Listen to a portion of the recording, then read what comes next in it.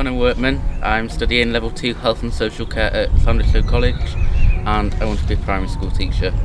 It was last year at Rhos, based in Abergele. I was asked would I consider getting involved because of my sister. I played rugby for a long time, stopped due to injury, and that's how I got involved. It was just a question, and I said yeah, give it a go.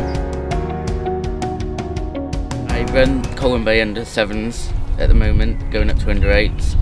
I get involved with Rhos, do different things throughout the club. Launched Rhos, which is excellent for girls rugby. It's promoting well-being and all sorts of different things with girls rugby, which is on the up at the moment in North Wales. Being outdoors, you're meeting new people every time, speaking to different people, finding out about them, getting involved, and all sorts of different engaging with different people and things like that.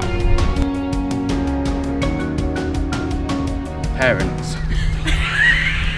That is the toughest thing going. When you're refereeing, you've got the parents on the sideline, and that is the one thing, but at the end of the day, you've got to keep your cool. You can't have a go at them, you've got to remember you're the referee, you're setting an example. You've got to be outgoing, you've got to be positive, you've got to be motivated. Self-motivation is key to be an important coach. You need planning, organisation, and generally being able to communicate with different people. Get involved firstly. You've got nothing to lose, so just get involved. Doesn't matter how many hours you can commit to, but at the end of the day, just get involved. You're making a difference to so many kids' lives. I'm going to stay for another 2 years to do level 3, and then hopefully do level 4, and then go to uni to study as a primary school teacher. I understand people's backgrounds and how they've been brought up and how to treat people better without seeming patronising or demeaning. Going into primary school teaching, something I can bring to a school, qualified in rugby coaching, and I'm able to perhaps run a club with rugby or get involved generally in rugby. Promotes well-being, their mental health will be better than say they're just sitting on their Xbox or whatever, because mental health is a big thing at the moment with the stigma around it and not going outdoors. We've benefited massively from having Connor coming in. He's brought a new skill set.